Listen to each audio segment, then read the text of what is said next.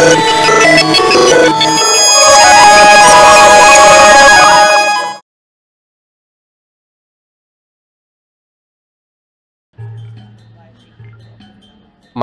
Empire নামক কাজটি dog Atkins 2008 সালে রিলিজ করেন।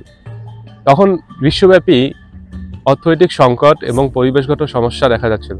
এমনকি শিল্পী যে দেশ থেকে বিলং করেন, আমেরিকায়ও তখন অর্থনৈতিক পতন এবং পরিবেশগত সমস্যায় সাধারণ জনগণ ভুগছিল। হয়তো শিল্পী তার এই সমস্যাগুলোই বোঝানোর চেষ্টা করেছেন ভিডিও আর্টের মাধ্যমে।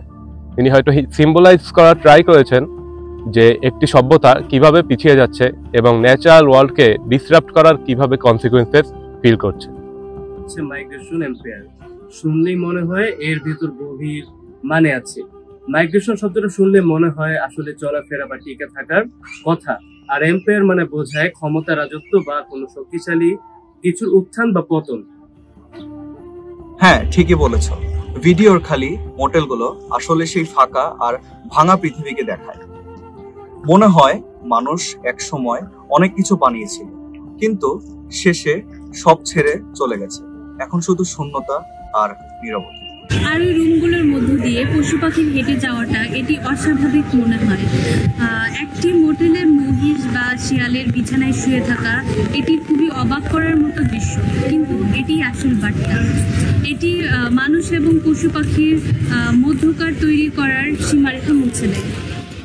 আমার মনে হয় এই প্রাণীগুলো আসলে প্রকৃতির প্রতীক, যারা কিনা মানুষ ছেড়ে যাওয়া জায়গাগুলোকে আপন করে নিচ্ছে, যারা মানুষবিহীন দুনিয়ায় টিকে থাকা প্রাণী হিসেবে চুপচাপ হেঁটে বেড়াচ্ছে। এমনকি কোভিড লকডাউনের সময় আমরা দেখেছি কিভাবে পাখি, হরিণ এবং এমনকি বাঘের মতো প্রাণীও শহরি এলাকায় ফিরে এসেছিল। মূলত শহরে জনশূন্যতা এবং প্রযুক্তির অভাবের কারণে প্রাণীরা তখন জঙ্গল এবং শহরের ভিতর কোনো পার্থক্য খুঁজে পাচ্ছিল না। হয়তো ডগ আটকিন্স এটিই ভবিষ্যৎবাণী করেছিলেন কিভাবে প্রকৃতি এবং মানুষের উল্টোগতি দেখা যাচ্ছিল। একদম ঠিক বলেছো। ভিডিওতে মানুষের অনুপস্থিতি আসলে একটি বড় বার্তা দেয়। মনে হয় মানুষ আর নেই, আর তার বানানো এম্পায়ার শেষ হয়ে গেছে, আর প্রকৃতি ধীরে ধীরে তার জায়গা ফিরিয়ে নিচ্ছে।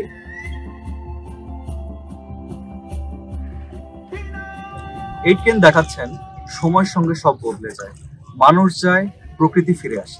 আরেকটা প্রতীক লক্ষ্য করলাম, মহিষটা আমেরিকা জুড়ে একটা সময় স্বাধীনভাবে ঘুরে বেড়ায়, কিন্তু এখন প্রায় বিলুপ্ত হয়ে গিয়েছে। এখন সেটি একটি মোটেলের ভেতর দিয়ে হেঁটে যাচ্ছে। এটি একই সঙ্গে মহিষের টিকে থাকা এবং হারানোর প্রতীক। দিনের ঘটনার কথা ভাবলে এটা বর্তমান পরিবেশের সংকটের সঙ্গে পুরোপুরি মিলে যায়, যেমন বরফ গলে যাওয়া, বন উজাড় হওয়া এবং বাসস্থান হারানোর কারণে পশুপাখি শহরে ঢুকে আসে। ভিডিও আর্টের এক পয়েন্টে দেখা যায় একটি প্যাঁচার সামনে কিভাবে একটি টিভি জ্বলে ওঠে। এটার মাধ্যমে হয়তো শিল্পী সিম্বলাইজ করার ট্রাই করেছেন কিভাবে আমরা প্রযুক্তি এবং কোলাহল দিয়ে প্রকৃতিকে রিপ্লেস করে দিই।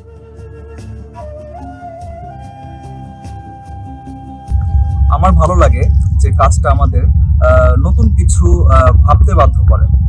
প্রতিটি দর্শক যার যার মতো করে অর্থ খুঁজে পায়, পতন, নতুন করে শুরু, একসঙ্গে থাকা, সবকিছুই এর মধ্যে আছে। কারণে কাজটা আজও এত জোরালো মনে হয়। এটা কোনো কথা না বলেই চক্র সমাপ্তি আর নতুন শুরু করার কথা বলে। শেষ পর্যন্ত মাইগ্রেশন আমাদের মনে করিয়ে দেয় যে সবকিছু চলে, বদলায় আর ফিরে আসে, সেটা মানুষ হোক, প্রকৃতি হোক বা সাম্রাজ্যগুলোই হোক।